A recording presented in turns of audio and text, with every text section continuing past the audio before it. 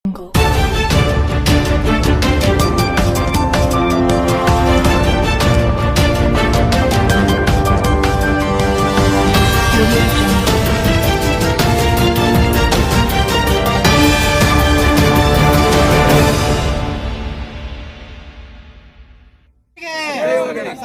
ಪಾಟೀಲ್ ಅವರಿಗೆ, MC ಮುಲ್ಲಾ ಅವರಿಗೆ ಇಂದು ನಮ್ಮ ಕರ್ನಾಟಕ ರಾಜ್ಯದಲ್ಲಿ ತ್ರಿಭಾಷೆಯನ್ನು ಹೋಗಲಾಡಿಸುತ್ತೆ ಅನ್ನೋ ಮಾತನ್ನ ಇವತ್ತು ರಾಜ್ಯಾದ್ಯಂತ 31 ಜಿಲ್ಲೆಗಳಲ್ಲಿ ಇವತ್ತು ಸಾಂಕೇತಿಕವಾಗಿ ನಾವು ಮನವಿ ಪತ್ರವನ್ನು ಕೊಡುವುದರ ಮುಖಾಂತರ ಇವತ್ತು ರಾಜ್ಯ ಸರ್ಕಾರಕ್ಕೆ ಮತ್ತು ಕೇಂದ್ರ ಸರ್ಕಾರಕ್ಕೆ ಎಚ್ಚರಿಕೆಯನ್ನ ನೀಡ್ತಾ ಇದ್ದೀವಿ.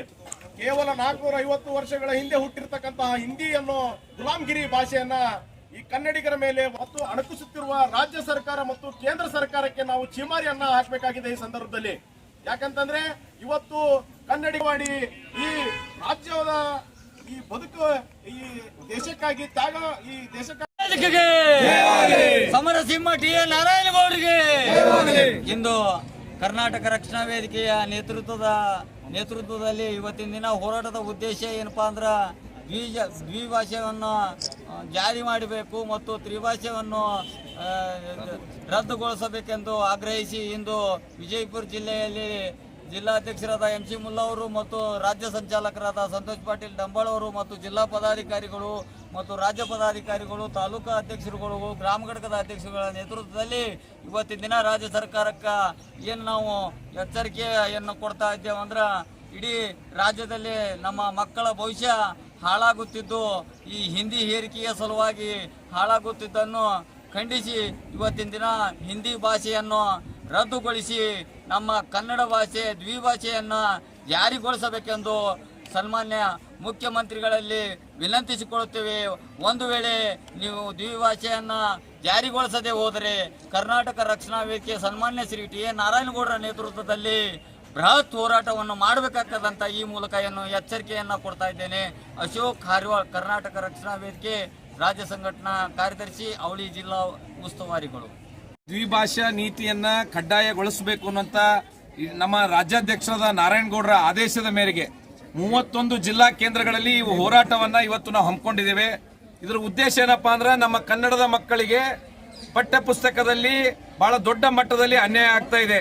ಈ ಒಂದು ಕಡ್ಡಾಯ ಹಿಂದಿ ಹೇರಿಕೆಯನ್ನ ನಮ್ಮ ಮಕ್ಕಳಿಗೆ ಸಹಿಸಿಕೊಳ್ಳಲಿಕ್ಕೆ ಆಗ್ತಾ ಇಲ್ಲ. ಇದರಿಂದ ಅವರು ತಮ್ಮ ಒಂದು ಪರೀಕ್ಷೆಯಲ್ಲಿ ಫೇಲ್ ಆಗುವಂತ ಸಂದರ್ಭ ಕೂಡ ಸಾಕಷ್ಟು ಸಾವಿರಾರು ವಿದ್ಯಾರ್ಥಿಗಳು ಈ ಒಂದು ಪರಿಸ್ಥಿತಿಗೆ ಒಳಗಾಗಿದ್ದಾರೆ. ಇದರ ಒಂದು ವಿರುದ್ಧ ನಮ್ಮ ಮಕ್ಕಳಿಗೆ ಈ ನೆಲದಲ್ಲಿ ಅನ್ಯಾಯ ಆಗಬಾರದು ಅನ್ನುವಂತ ಒಂದು ಉದ್ದೇಶ ಇಟ್ಕೊಂಡು ಇವತ್ತು ಕರ್ನಾಟಕ ರಕ್ಷಣಾ ವೇದಿಕೆ ನಾರಾಯಣಗೌಡರ ಆದೇಶದ ಮೇರೆಗೆ ನಾವು ಇವತ್ತು ಪ್ರತಿ ಜಿಲ್ಲೆಯಲ್ಲೂ ಈ ಹೋರಾಟವನ್ನು ಹಮ್ಮಿಕೊಂಡಿದ್ದೀವಿ. ನಮಗೆ ತ್ರಿಭಾಷಾ ಸೂತ್ರ ಬೇಡ, ನಮಗೆ ದ್ವಿಭಾಷಾ ಸೂತ್ರ ಬೇಕು. ನಮ್ಮ ತಾಯಿ ನೆಡಲದಲ್ಲಿ 2 ಭಾಷೆ ಇದ್ರೆ ಸಾಕು, ನಮ್ಮ ಮಕ್ಕಳ ಭವಿಷ್ಯ ಉಜ್ವಲ ಆಗುತ್ತೆ ಅನ್ನುವಂಥದ್ದು ಈ ಹೋರಾಟದ ಉದ್ದೇಶ ಆಗಿದೆ ಸರ್.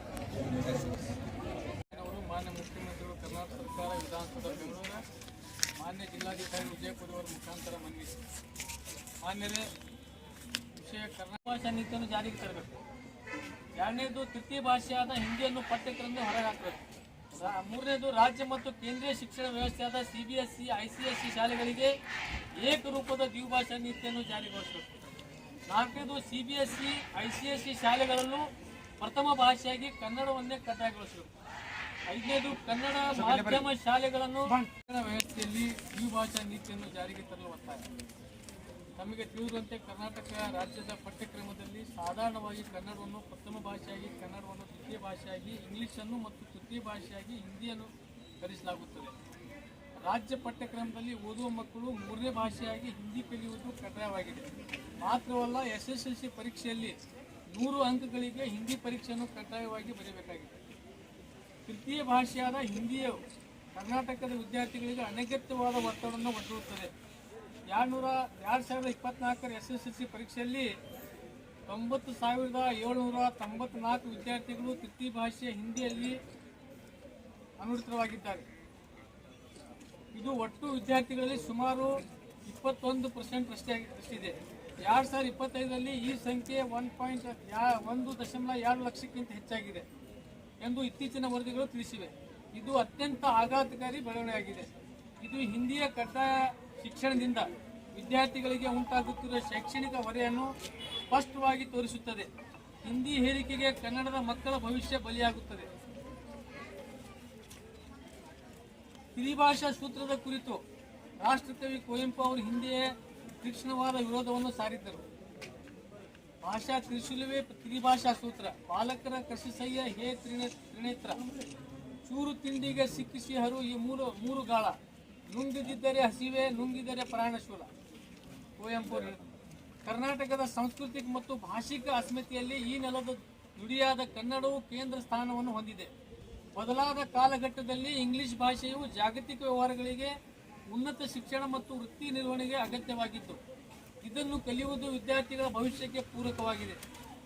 ಆದರೆ ಹಿಂದಿಯನ್ನು ಕಡ್ಡಾಯವಾಗಿ ಓದಿಸುವುದರಿಂದ ಕರ್ನಾಟಕದ ವಿದ್ಯಾರ್ಥಿಗಳಿಗೆ ಯಾವುದೇ ಗಮನಾರ್ಹ ಲಾಭವಿಲ್ಲ. ತ್ರಿಭಾಷಾ ನೀತಿಯಿಂದ ಕರ್ನಾಟಕಕ್ಕೆ ಯಾವ ಲಾಭ? ಕರ್ನಾಟಕ ರಕ್ಷಣಾ ವೇದಿಕೆಗೆ ಟಿ.ಎ. ನಾರಾಯಣಗೌಡರಿಗೆ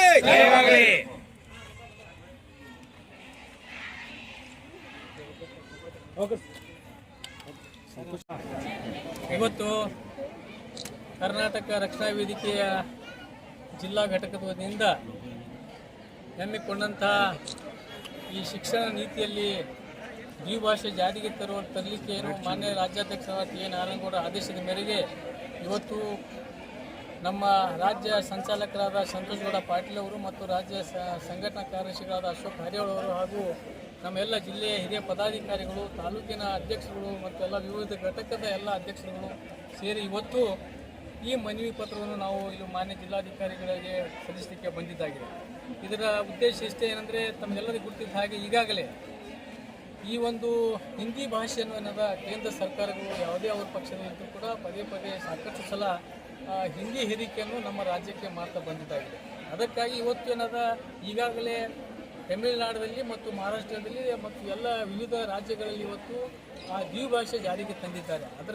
ಅದರ ಜೊತೆಗೆ ನಾವು ಈಗ ಇವತ್ತು ಏನದ ಮಾನ್ಯ ರಾಜ್ಯಾಧ್ಯಕ್ಷ ಟಿ.ಎ. ನಾರಾಯಣಗೌಡರು ಕೂಡ ಮಾನ್ಯ ಮುಖ್ಯಮಂತ್ರಿಗಳಿಗೆ ಭೇಟಿಯಾಗಿ ಮತ್ತು ಇಡೀ ರಾಜ್ಯಾದ್ಯಂತ ಒಂದು ಫ್ರೀಡಮ್ ಪಾರ್ಕ್ನಲ್ಲಿ ಒಂದು ಹೋರಾಟ ಕೂಡ ಮಾಡಿ ಆ ರಾಜ್ಯ ಸರ್ಕಾರಕ್ಕೆ ಒತ್ತಾಯ ಕೂಡ ಮಾಡಿದ್ದಾಗಿದೆ. ಅದರ ಪ್ರಯುಕ್ತವಾಗಿ ಮಾನ್ಯ ಮುಖ್ಯಮಂತ್ರಿಗಳು ಕೂಡ ನಮಗೆ ಈಗಾಗಲೇ ಆಶ್ವಾಸನೆ ಕೊಟ್ಟಿದ್ದಾರೆ. ಇವತ್ತೇನಾದ ಕನ್ನಡ ಮತ್ತು ಸಾಂಸ್ಕೃತಿಕ ಸಚಿವರು ಅವರು ಸ್ಪಷ್ಟೀಕರಣ ನೀಡಿದ್ದಾರೆ, ಪತ್ರಿಕೆಗಳು ಕೂಡ ಬಂದಿದ್ದೇವೆ.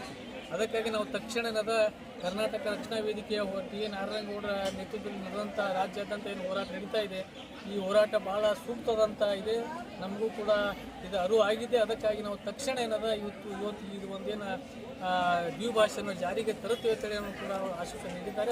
ಅವರಿಗೂ ಕೂಡ ನಾವು ರಕ್ಷಣಾ ವೇದಿಕೆಯಿಂದ ಅಭಿನಂದನೆ ಸಲ್ಲಿಸ್ತೇವೆ. ಅದಕ್ಕಾಗಿ ಮತ್ತೊಮ್ಮೆ ಮಾನ್ಯ ಮುಖ್ಯಮಂತ್ರಿಗಳಲ್ಲಿ ಮತ್ತೊಮ್ಮೆ ವಿನಂತಿ ಮಾಡ್ತೀವಿ ಅಂದರೆ, ಈ ದ್ವಿಭಾಷೆಯನ್ನು ತಕ್ಷಣದಿಂದ ಜಾರಿಗೆ ತರಬೇಕು. ಯಾಕಂದರೆ ಹಿಂದಿ ಹೇರಿಕೆಯಿಂದ ಈಗಾಗಲೇ ನಮ್ಮ ರಾಜ್ಯದ ಎಲ್ಲ ಮಕ್ಕಳಿಗೆ, ವಿದ್ಯಾರ್ಥಿಗಳಿಗೆ ಸಾಕಷ್ಟು ಅನ್ಯಾಯ ಆಗ್ತಾ ಇದೆ. ಅದಕ್ಕಾಗಿ ಮತ್ತೊಮ್ಮೆ ಅವರಿಗೆ ನಾವು ಈಗ ಮಾನ್ಯ ಜಿಲ್ಲಾಧಿಕಾರಿಗಳ ಮುಖಾಂತರ ಮಾನ್ಯ ಮುಖ್ಯಮಂತ್ರಿಗಳಿಗೆ ಈ ಒಂದು ದ್ವಿಭಾಷೆ ನೀತಿಯನ್ನು ಶಿಕ್ಷಣ ನೀತಿಯನ್ನು ತಕ್ಷಣದಿಂದ ಜಾರಿಗೆ ತರಬೇಕೆಂದು ಒತ್ತಾಯ ಮಾಡಿದ್ದಾರೆ.